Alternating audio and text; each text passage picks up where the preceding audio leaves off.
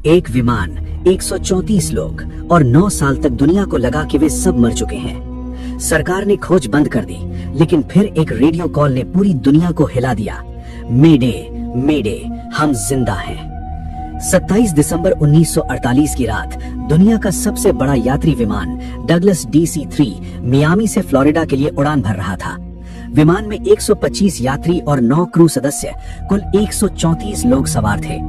उत्तरी अटलांटिक महासागर के ऊपर लगभग 8300 फीट की ऊंचाई पर विमान शांति से अपनी 180 मील प्रति घंटे की रफ्तार से आगे बढ़ रहा था। रात के 8:13 हुए थे।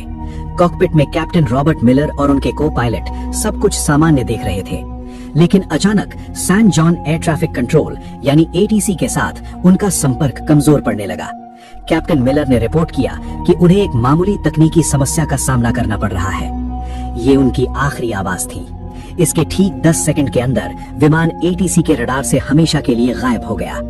विमान की आखिरी लोकेशन बरमूडा ट्रायंगल के ठीक बीच में थी। उस रात जो हुआ वो किसी तकनीकी खराबी से कहीं ज्यादा भयानक था। विमान दुनिया की सबसे रहस्यमयी जगह बरमूडा ट्रायंगल के एक ऐसे बवंडर में फंस गया था जिसके बारे में किसी ने ना कभी सुना था ना कभी देखा था। पलक झपकते ही विमान के अंदर चीख पुकार मच गई। कैप्टन मिलर ने अपनी पूरी ताकत से प्लेन को संभालने की कोशिश की, लेकिन तब तक बहुत देर हो चुकी थी। तूफान ने पूरे विमान को अपनी चपेट में ले लिया था और उसे किसी खिलौने की तरह घुमा रहा था। प्लेन के सारे इलेक्ट्रॉनिक उपकरण, कंपस, रडार, सब कुछ बंद हो चुका था। विमान अब किसी इंसान के नियंत्रण में नहीं था। वो सिर्फ तूफान की रफ्तार से अंधाधुंध उड़े जा रहा था। लगभग आधा घंटा उस जानलेवा बवंडर में जूझने के बाद जब विमान तूफान से बाहर निकला तो चारों तरफ सिर्फ अंतहीन समंदर था। प्लेन के इंजन अभी भी काम नहीं कर रहे थे और वो धीरे धीरे नीचे की ओर गिर रहा था। तभी को पायलट की नजर सामने एक द्वीप पर पड़ी। वो एक अनजान, अनछुआ द्वीप था। सबको पता था कि उनकी मौत बस कुछ ही पलों की दूरी पर है। विमान उस द्वीप पर मौजूद एक विशालकाय पुराने पेड़ से जा टकराया। पेड़ की सैकड़ों मोटी डालियों ने विमान को किसी जाल की तरह अपने अंदर फंसा लिया और यही वो चमत्कार था जिसने 134 लोगों की जान बचा ली। विमान के पेड़ में फंस जाने से यात्रियों की जान तो बच गई, लेकिन ये एक दर्दनाक शुरुआत थी। विमान के अंदर से कराहने और रोने की आवाजें आ रही थी। कैप्टन रॉबर्ट मिलर, जिनका सिर एक पैनल से टकराया गया था, होश में आते ही हरकत में आ गए। उन्होंने तुरंत लोगों को शांत कराया। विमान में सवार एक retired army doctor Evelyn read ने बिना समय गवाए घायलों की देखभाल शुरू कर दी। कुल 10 लोग गंभीर रूप से घायल थे। किसी का हाथ टूटा था, किसी का पैर, तो 2 लोगों के सिर पर गहरी चोटें आई थी। बाकी सभी लोग सदमे में थे, लेकिन सुरक्षित थे। जब सब धीरे धीरे विमान से नीचे उतरे तो उन्होंने महसूस किया कि वे कहां आ फंसे हैं। ये एक ऐसा द्वीप था जो किसी नक्शे पर मौजूद नहीं था। चारों तरफ घना जंगल, अजीबोगरीब पेड़ पौधे और एक अनजानी खामोशी थी। सबसे पहली और सबसे बड़ी चुनौती थी पानी। हर कोई प्यासा था, लेकिन पूरे द्वीप पर दूर दूर तक किसी नदी, झरने या साफ पानी के स्रोत का कोई निशान नहीं था। उनकी एकमात्र उम्मीद अब सिर्फ बारिश का पानी थी। कैप्टन मिलर ने अपने अनुभव का इस्तेमाल करते हुए लोगों को समूहों में बांटा। एक समूह को विमान के मलबे से खाने पीने का सामान, दवाइयां और काम की चीजें निकालने का काम सौंपा गया। दूसरा समूह कैप्टन के साथ मिलकर रात गुजारने के लिए एक अस्थायी आश्रय बनाने में जुट गया। उन्होंने विमान की टूटी हुई सीटों, धातु की चादरों और बड़े बड़े पत्तों का इस्तेमाल करके एक काम चलाऊ छत तैयार की जो उन्हें रात की ठंड और संभावित बारिश से बचा सके। उस पहली रात जब वे एक दूसरे से सट कर बैठे थे तो उनके दिलों में एक ही सवाल था, क्या कोई उन्हें ढूंढने आएगा? क्या वे कभी इस अनजान जगह से बाहर निकल पाएंगे? दूसरे दिन की सुबह एक नई और कहीं ज्यादा कठिन चुनौती लेकर आई। भोजन की कमी उनके सामने सबसे बड़ी समस्या बनकर खड़ी थी। विमान से जो थोड़ा बहुत खाना मिला था वो ज्यादा दिन चलने वाला नहीं था। उन्हें द्वीप पर ही भोजन खोजना था, लेकिन कौन सा फल जहरीला है और कौन सा खाने लायक, ये जानने का कोई तरीका नहीं था। ये अज्ञानता हर कदम पर मौत का खतरा बनकर खड़ी थी। इसी कोशिश में एक अधेड़ उम्र के व्यक्ति ने एक अनजान फल खा लिया और कुछ ही घंटों में उसकी तड़प तड़प कर मौत हो गई। ये द्वीप पर हुई पहली मौत थी जिसने सभी को अंदर तक हिलाकर रख दिया। पहली बार सबको यह एहसास हुआ कि वे सिर्फ फंसे नहीं हैं, बल्कि हर दिन मौत के बेहद करीब जी रहे हैं। डर, सदमा और अनिश्चितता पूरे समूह पर भारी पड़ने लगी। इस घटना के बाद लोगों में डर और सीमित भोजन को लेकर पहला संघर्ष शुरू हुआ, लेकिन कैप्टन मिलर और डॉक्टर एवेलिन ने स्थिति को संभाला और लोगों को टूटने नहीं दिया। इसी बीच विमान में मौजूद इंजीनियर आर्थर वेस ने टूटे हुए रेडियो को ठीक करने की कोशिश शुरू की। कई घंटों की कड़ी मशक्कत के बाद वो एक कमजोर सा सिग्नल भेजने में कामयाब रहा। उसने अपनी आखिरी लोकेशन और मदद का संदेश भेजा, लेकिन सामने से कोई जवाब नहीं आया। रेडियो की बैटरी खत्म हो चुकी थी और संपर्क का एकमात्र जरिया भी हमेशा के लिए टूट चुका था। दिन बीतते गए। जब 10 दिन बाद भी बचाव का कोई संकेत नहीं मिला, तो 4 लड़कों और एक लड़की का सब्र जवाब दे गया। एक रात जब सब गहरी नींद में थे, वे चुपके से विमान के मलबे से बनी एक छोटी सी नाव लेकर समुद्र में उतर गए। उन्हें लगा कि मरने से बेहतर है कोशिश करना। वे फिर कभी लौटकर नहीं आए। उनका क्या हुआ, वे कहाँ गए, ये एक रहस्य बनकर रह गया। उनके जाने के बाद बचे हुए लोगों को ये एहसास हो गया कि अब उन्हें लंबे समय तक इसी द्वीप पर रहना पड़ेगा।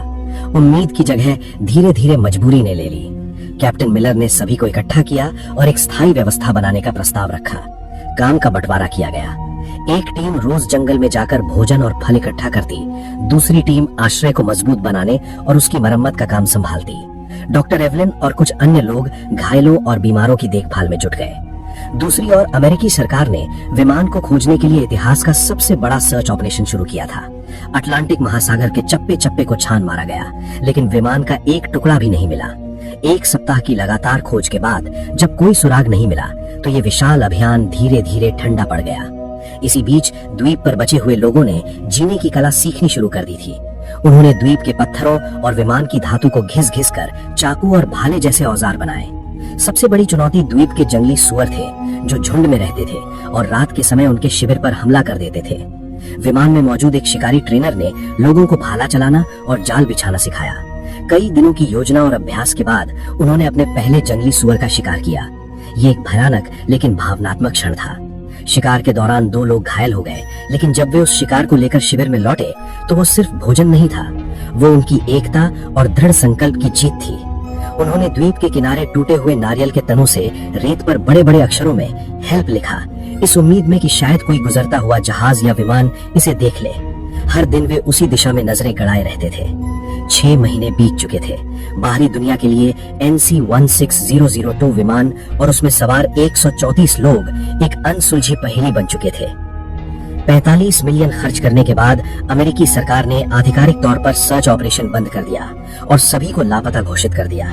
उनके परिवारों को बता दिया गया कि अब लौटने की कोई उम्मीद नहीं है। लेकिन इस अनजान द्वीप पर जीवन किसी तरह आगे बढ़ रहा था। जो लोग गंभीर रूप से घायल थे, वो डॉक्टर एवलिन की देखभाल में धीरे धीरे ठीक होने लगे और छोटे मोटे कामों में हाथ बटाने लगे। फिर भी बीमारी और निराशा के कारण कुछ और लोगों की मौत हो गई। अब द्वीप पर केवल 114 लोग बचे थे। उन्होंने अपने मृतकों को सम्मान के साथ दफनाना शुरू किया और एक दूसरे का मानसिक सहारा बने। रात में जब सब आग के चारों ओर बैठते, तो अपने पुराने जीवन की कहानियां सुनाते और कभी कभी गाने भी गाते। लगभग 1.5 साल बाद द्वीप पर पहली बार किसी बच्चे की किलकारी गूंजी, जिसने सबके दिलों में एक नई उम्मीद जगा दी। लगभग 1.5 साल बाद द्वीप पर जन्मे उस बच्चे ने सभी के भीतर जीने की एक नई वजह भर दी थी। समय बीतता गया और 2 साल पूरे हो चुके थे। इस दौरान उन्होंने द्वीप पर जीना सीख लिया था। उन्होंने छोटी मोटी खेती शुरू कर दी थी और मछली पकड़ने के नए नए तरीके ईजाद कर लिए थे। फिर भी सभ्य दुनिया में लौटने की इच्छा उनके दिलों में जिंदा थी, जो हर रात उन्हें बेचैन रखती थी। इंजीनियर आर्थर वेंस के नेतृत्व में सभी ने मिलकर एक बड़ी नाव बनाने का फैसला किया। ये उनका अब तक का सबसे बड़ा और सबसे महत्वाकांक्षी प्रोजेक्ट था। महीनों की कड़ी मेहनत के बाद उन्होंने विमान के टुकड़ों, लकड़ी और बेलों का उपयोग करके एक बड़ी और मजबूत नाव तैयार की। जिस दिन उन्होंने उस नाव को समुद्र में उतारा, वो दिन किसी त्योहार से कम नहीं था। 25 सबसे मजबूत और अनुभवी लोगों को उस नाव पर सवार किया गया, इस वादे के साथ कि वे मदद लेकर वापस लौटेंगे। नाव द्वीप से कुछ मील दूर तक तो ठीक चली, लेकिन फिर मौसम ने अपना असली रूप दिखा दिया। अचानक आसमान में काले बादल घेर आए और एक भयानक तूफान ने उनकी नाव को चारों तरफ से घेर लिया। ऊंची ऊंची लहरों ने नाव को पलट दिया। उनमें से कुछ ही लोग तैरकर किसी तरह वापस द्वीप के किनारे पहुंच पाए, लेकिन उस हादसे में 16 लोगों की जान चली गई।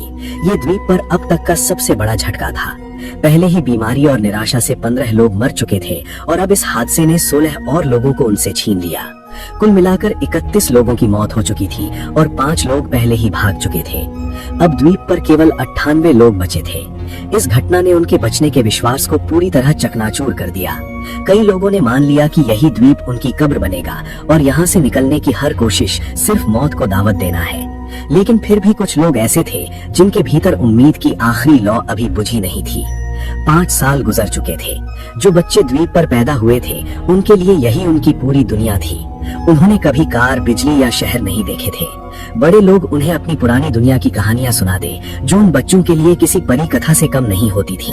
लेकिन समय के साथ समाज में दरारें पड़ने लगीं। द्वीप के प्राकृतिक संसाधन जैसे खास किस्म के फलदार पेड़ और छोटे जानवर धीरे धीरे कम होने लगे थे। भोजन की कमी ने लोगों के बीच तनाव पैदा कर दिया और वे 2 गुटों में बंट गए। एक गुट का नेतृत्व कैप्टन मिलर कर रहे थे, जो अब भी मानते थे कि किसी भी कीमत पर यहाँ से निकलने की कोशिश जारी रखनी चाहिए।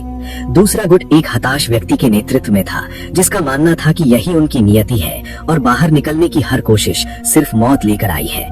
इसी बीच भोजन की तलाश में गया एक खोजी दल द्वीप के अंदरूनी हिस्से में पहुंचा, जहां उन्हें कुछ ऐसा मिला जिसने उनके रोंगटे खड़े कर दिए। उन्हें किसी प्राचीन और टूटी फूटी सभ्यता के खंडर मिले। उन खंडरों के पास एक गुफा के अंदर उन्हें एक इंसान का कंकाल मिला, जिसके पास धातु का एक छोटा सा जंग लगा टुकड़ा पड़ा था। वो टुकड़ा किसी पुराने विमान का हिस्सा लग रहा था। इससे साफ हो गया कि वे इस द्वीप पर फंसने वाले पहले लोग नहीं थे। बरमूडा ट्रायंगल का रहस्य और भी गहरा हो गया। क्या इस द्वीप पर कोई श्राप था? क्या यहाँ आने वाला हर इंसान यहीं मर जाता है? इन सवालों ने उनके दिलों में डर और निराशा को और मजबूत कर दिया। 7 साल बीत चुके थे और इन 2 सालों में तनाव, बीमारी और भोजन की कमी के कारण 16 और लोगों की मौत हो गई थी। अब उनकी संख्या घटकर सिर्फ 82 रह गई थी। लोग जीने की उम्मीद लगभग छोड़ चुके थे और बस किसी तरह दिन काट रहे थे। तभी 8वें साल की एक दोपहर द्वीप पर एक भयानक चक्रवात आया। तेज हवाओं और मूसलाधार बारिश ने उनके बनाए आश्रयों और फसलों को पूरी तरह तबाह कर दिया। वे खुले आसमान के नीचे भीगते हुए कांप रहे थे और सोच रहे थे कि शायद अब अंत आ गया है। लेकिन कुछ ही हफ्तों बाद द्वीप एक जोरदार भूकंप से कांप उठा। जमीन ऐसे हिल रही थी जैसे फट जाएगी। पहाड़ टूटकर गिरने लगे और पेड़ जड़ से उखड़ गए। हर कोई अपनी जान बचाने के लिए इधर उधर भाग रहा था। अनजाने में यही भूकंप उनके उद्धार का कारण बनने वाला था। भूकंप के कारण विमान का वो मलबा जो सालों से एक ही जगह पड़ा था, अपनी जगह से खिसक गया। उसके नीचे दबे कुछ तार और उपकरण बाहर आ गए। भूकंप के कुछ दिन बाद जब सब कुछ शांत हुआ तो इंजीनियर आर्थर वेन्स टूटे हुए मलबे का निरीक्षण कर रहा था। तभी उसकी नजर विमान के उस रेडियो पर पड़ी जो अब एक अलग कोण पर पड़ा था। उसी समय वैज्ञानिकों के अनुसार एक तीव्र सौर तूफान यानी सोलर फ्लेयर उठा, जिसने पृथ्वी के चुंबकीय क्षेत्र को प्रभावित किया। शायद इसी खगोलीय घटना या हिले हुए तारों के जुड़ जाने से एक चमत्कार हो गया। आर्थर ने जैसे ही रेडियो का एक स्विच दबाया, उसमें से हल्की सी खरखराहट की आवाज आई। उसके दिल की धड़कन तेज हो गई। उसने कांपते हाथों से बचे खुचे तार जोड़े और 9 साल में पहली बार रेडियो की हरी बत्ती जल उठी। उसने तुरंत माइक उठाया और कांपती आवाज में कहा, मेडे मेडे मेडे, ये फ्लाइट NC-16002 है। क्या कोई सुन रहा है? हम जिंदा हैं। मियामी के एयर ट्रैफिक कंट्रोल में बैठे ऑपरेटर को जब ये संदेश सुनाई दिया तो उसे अपने कानों पर यकीन नहीं हुआ। लेकिन जब आर्थर ने विमान का रजिस्ट्रेशन नंबर, कैप्टन का नाम और उड़ान की तारीख बताई तो पूरे कंट्रोल रूम में सन्नाटा छा गया। अमेरिकी सरकार ने तुरंत रेस्क्यू ऑपरेशन दोबारा शुरू कर दिया। द्वीप पर मौजूद लोग दिन रात आग जलाकर धुआं करते रहे। पूरे 9 साल बीत चुके थे। एक सुबह जब बचे हुए 82 लोग जागे तो दूर क्षितिज पर एक छोटा सा धब्बा दिखाई दिया। वो धब्बा धीरे धीरे बड़ा होता गया और आखिरकार वो एक अमेरिकी नौसेना का जहाज निकला। उस जहाज को देखते ही 9 साल का दर्द, पीड़ा और इंतजार आंसुओं के सैलाब में बह निकला। लोग रो रहे थे, हंस रहे थे और एक दूसरे को गले लगा रहे थे। जब बचाव दल द्वीप पर उतरा तो वे उस दृश्य को देखकर सन्न रह गए। जिन्हें दुनिया 9 साल पहले मरा हुआ मान चुकी थी, वे आज उनके सामने खड़े थे। उनकी वापसी की कहानी ने पूरी दुनिया को हिला दिया। 1 साल बाद 1958 में लेखक जेम्स बाल्डविन ने इन बचे हुए लोगों के अनुभवों पर आधारित किताब लिखी, जिसका नाम था lost in the echo of 9 years, survival of flight NC-16002। ये किताब अमेरिका की सबसे ज्यादा बिकने वाली किताबों में से एक बनी और ये साबित कर गई कि उम्मीद की एक छोटी सी किरण भी सबसे घने अंधेरे को चीर सकती है।